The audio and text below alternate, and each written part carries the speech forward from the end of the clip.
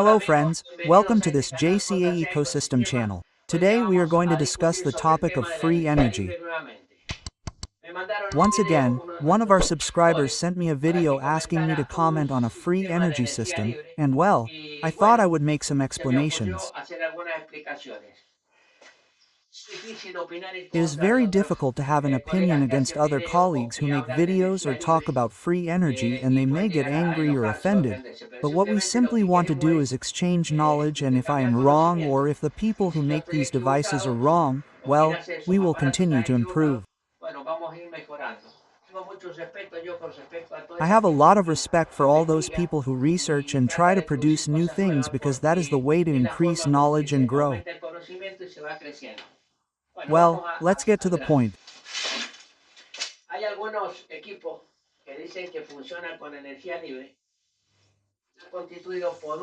There are some devices that claim to work with free energy, which consists of a rotor with a series of magnets that in turn rotate on an axis and aim to extract energy from this axis through the effect of the rotation of the magnets.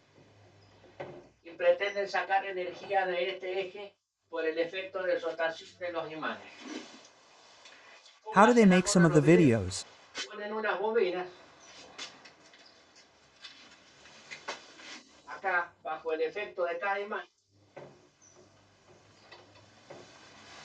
They put some coils here under the effect of each magnet, and thus they generate movement by switching the current in the coils. And on the other side of the plate, if we look at it in this sense, this would be the rotating plate or the rotor.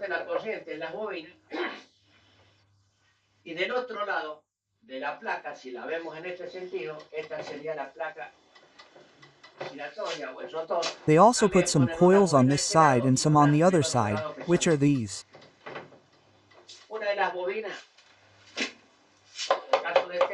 One of the coils, as in the case of this side, on one of the faces, produces the movement, and the other coil that is behind the disc with magnets produces energy, according to them, much higher than what they are injecting.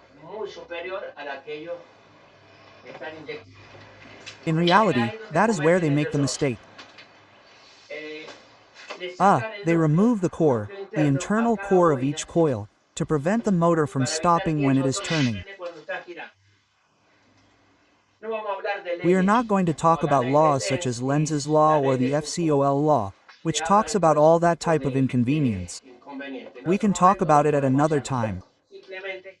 They simply remove the core of the coil so that the rotor does not stop when it is turning. According to them, the frequency it has, the frequency is given by the revolution and the number of times the polarity changes, because each of these magnets has a north, south, and so on alternately. It depends on the speed. It will be the number of times the flow varies in each of the coils, and here they will produce alternating current. Why alternating? Because once a positive magnet passes, once a negative magnet passes through the same coil. And so we will obtain an alternating quotient here. Once positive on this side, once inverted. It means that this is positive and negative alternating current, and it goes on like this.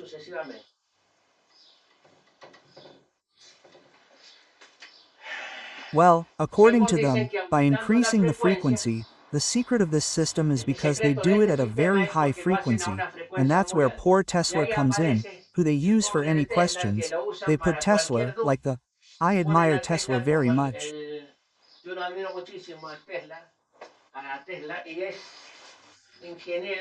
Tesla, and he is an engineer and a fabulous developer of things, but unfortunately, we, beginners in the subject, use Tesla as a wild card when we don't know how to define something. Tesla was always misunderstood. Tesla could not be interpreted. And if we try to understand well what Tesla's studies and things were, there have been many books and publications by him that have been saved, studied by scientists far superior to our capacity, Chinese, Japanese, German, American.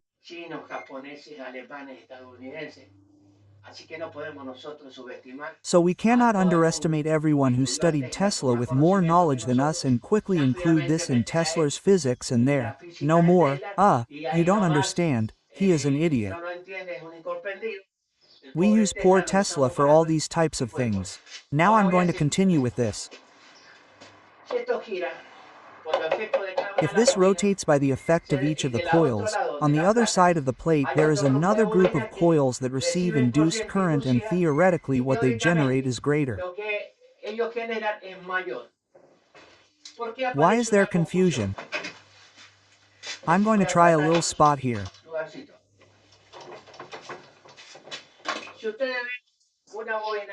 If you see a coil here and we put another one in front, we're going to make it another color.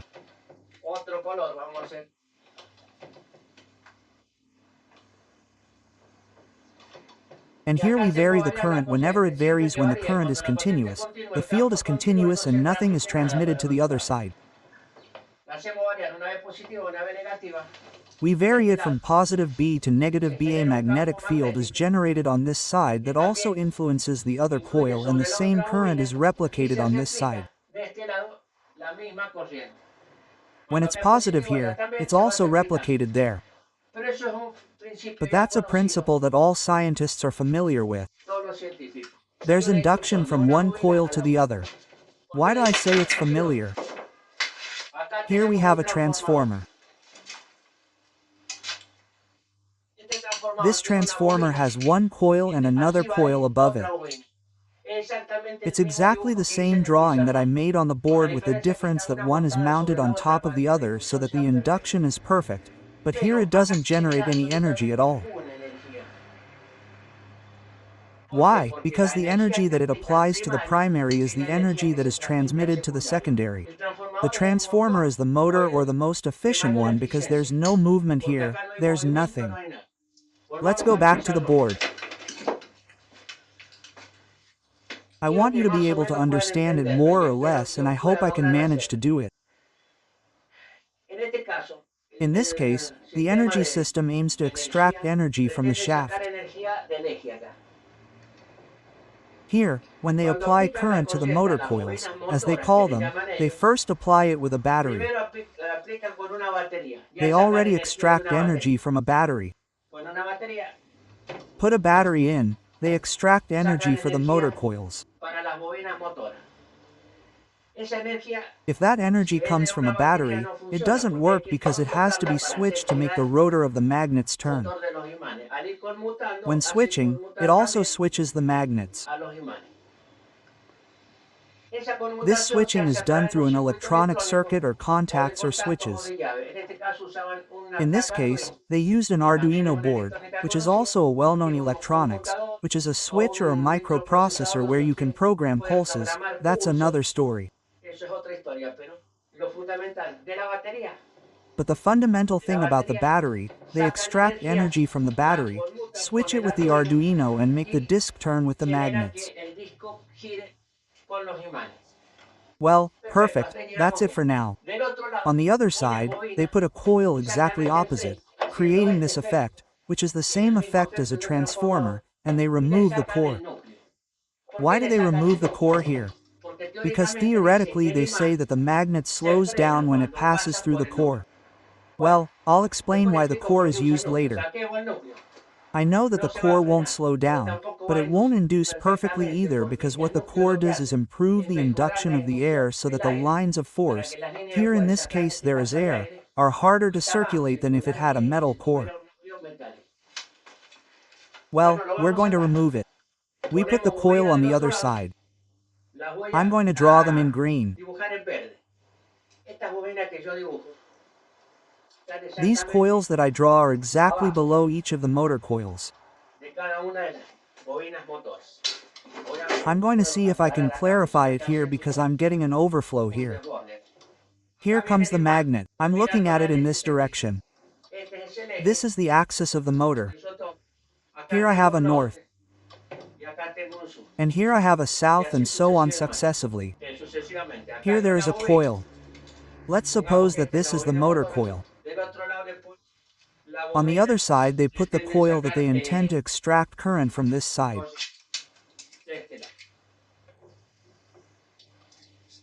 Okay, when the magnet passes through this side, it induces current on this side, on the other side. In order for the magnet to move, it needs current. As I said, switched by a battery. They expect the generator coils, as they call them, to charge the battery again. And what happens? It's the same as a transformer with even more loss, because the loss is in the movement and in the friction. The transformer has absolutely no loss. Its efficiency of the energy that I put in on this side comes out of this side almost, let's exaggerate a little, but it's close to 98% of the efficiency.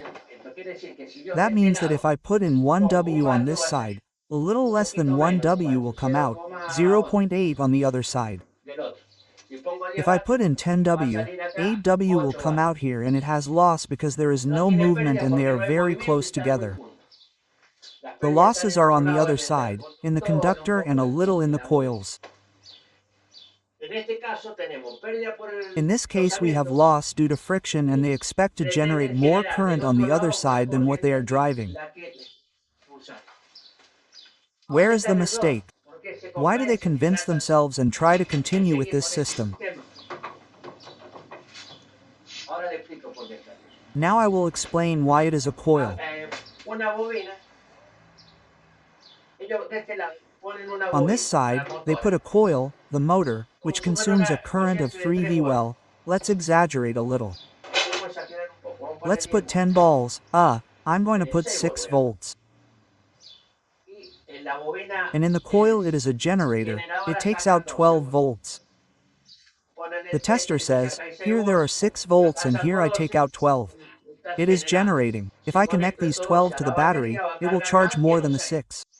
And that is the huge mistake, because power is not just volume, it is volume.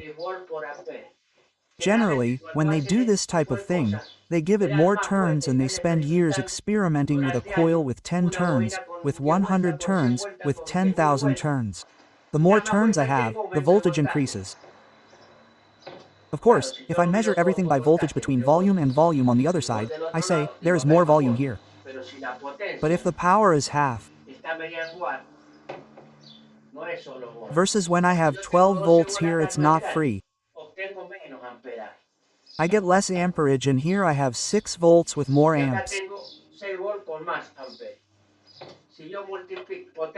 If I multiply power, let's see, I'm getting confused on the board here, but if I multiply, power is equal to amps per volt. The power that I apply on this side, in the motor coil, will never be greater than the power that comes out, because there are losses in energy, in the efficiency of the magnetism, a lot of things, and more than if they don't use a core. What happens is that they are not a core, the speed is higher, but in reality it doesn't generate absolutely anything. If you put a 12 volts bulb, maybe you turn it on with 6, but this is like a voltage booster, but not a power booster. Power is volar. You can raise the voltage, but you always lose it in amps. Okay, friends, I tried to talk quickly to see if I could make something specific, but that's the problem. They don't understand that they can't generate any energy because energy is power. Ampere per amp.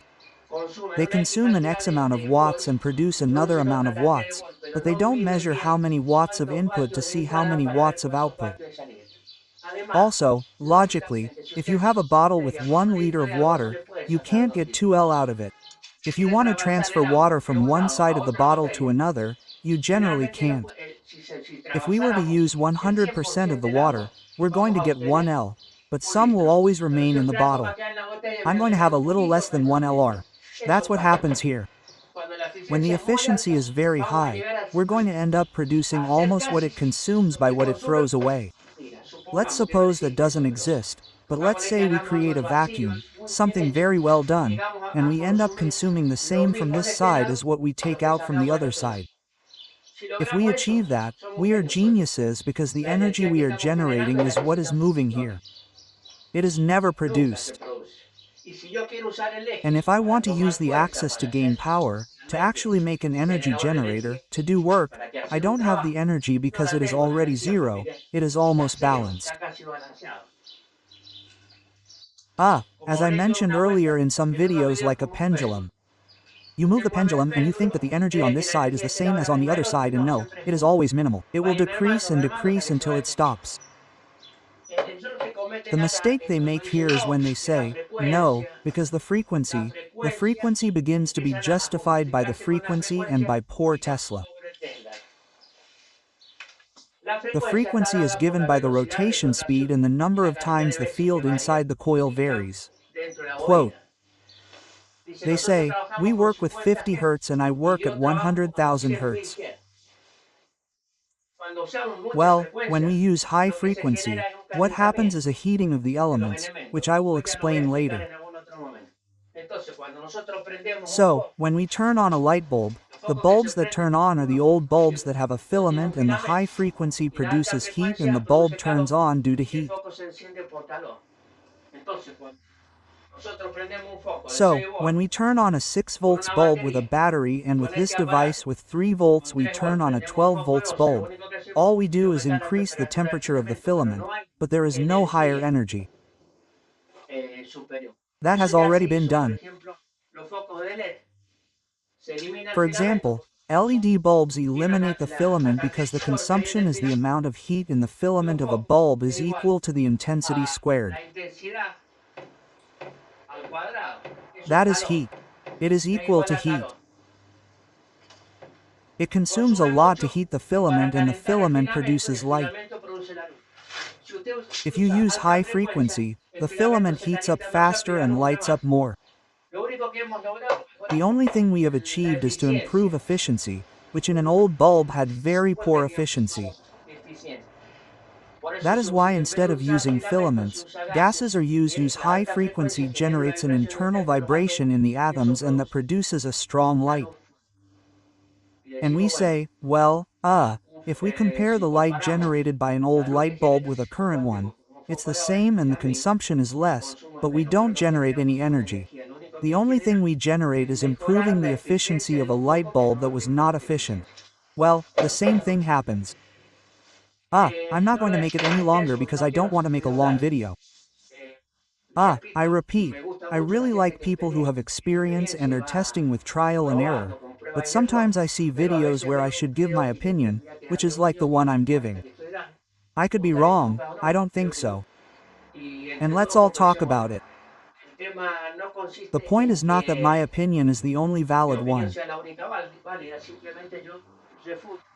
I simply refute theories that are not supported, but with common sense so that we can improve. If anyone knows more about this and can explain it to me, I would be happy to discuss it again and make other videos. Thank you very much. See you next time and subscribe.